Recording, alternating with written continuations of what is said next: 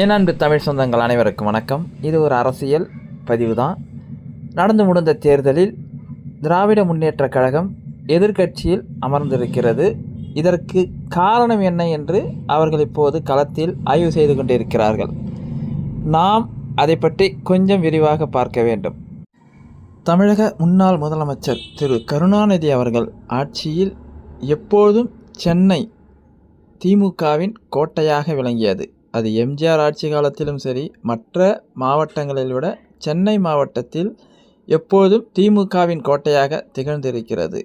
ஆனால் இந்த முறை சென்னை, காஞ்சிபுரம், திருவள்ளூர் இந்த 3 மாவட்டங்களிலும் திமுக படுதோல்வியை சந்தித்திருக்கிறது என்பதே உண்மை. இந்த படுதோல்விக்கான காரணம் என்ன? மற்ற மாவட்டங்களை விட சென்னை மாவட்டத்தில் திமுகவின் கோட்டையாக இருந்த சென்னை மாவட்டத்தில் இந்த திமுகவின் படுதோல்விக்கு என்ன காரணம்? அது பல்வேறு காரணங்கள் சொன்னாலும் அதில் ரொம்ப முக்கியமான காரணம் இதுதான் முதன்மையான காரணமாக இருக்கும் என்று கள ஆய்வில் நாம் கண்டுபிடித்த விஷயம். அது என்னவென்றால், சென்னை கோயம்பேட்டில் இயங்கி வந்திருந்த போக்குவரத்து கழகத்தை, போக்குவரத்து பணிமனைகள், அதை திடீரென்று கிளாம்பாக்கத்தில் மாற்றியது மிகப்பெரிய பிரச்சனையை சென்னை மக்களுக்கு கொண்டு வந்து சேர்த்தது.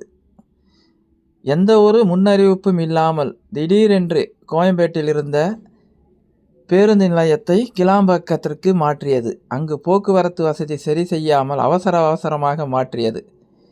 இங்கிருந்து தென் மாவட்டங்களில் செல்லும் பல மக்களுக்கு பல விஷயங்களை, பல கஷ்டங்களை இந்த கோயம்பேடு பேருந்து நிலையம் மாற்றியது மிகப்பெரிய பிரச்சனையை உண்டு பண்ணியது.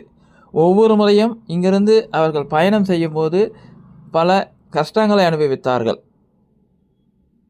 அதைவிட ரொம்ப முக்கியமானது, இந்த பேருந்து நிலையத்தை அவசரமாக மாற்றியதுக்கு மிக முக்கியமான காரணமாக செய்திகளில் பல இடங்களில் மக்களால் பேசப்பட்டது. அது ஏதோ ஒரு வணிக வளாகம் கட்டுவதற்காக, அவர்களுடைய சொந்த லாபத்திற்காக அதை அவசரமாக மாற்றிவிட்டார்கள் என்ற ஒரு செய்தியும் உலா வந்தது.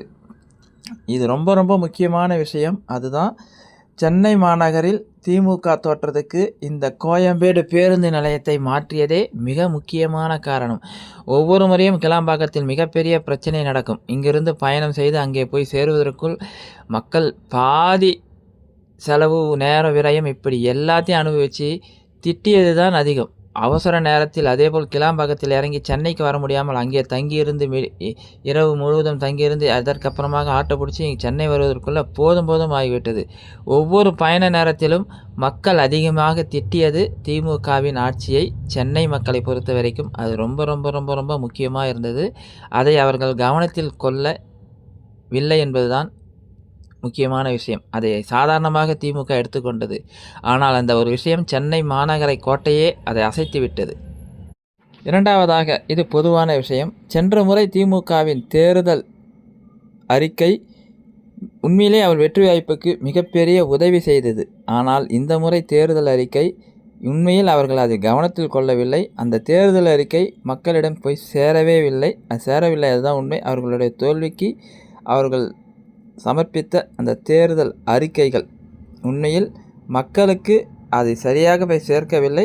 அந்த தேர்தல் அறிக்கையும் மக்களால் கவரக்கூடிய அளவிற்கு இல்லாதல் போனதும் மிக முக்கியமான காரணம். திமுக இனி வருங்காலங்களில் அதை சரி செய்தால் வெற்றியை பிடிக்கலாம். நன்றி, வணக்கம்.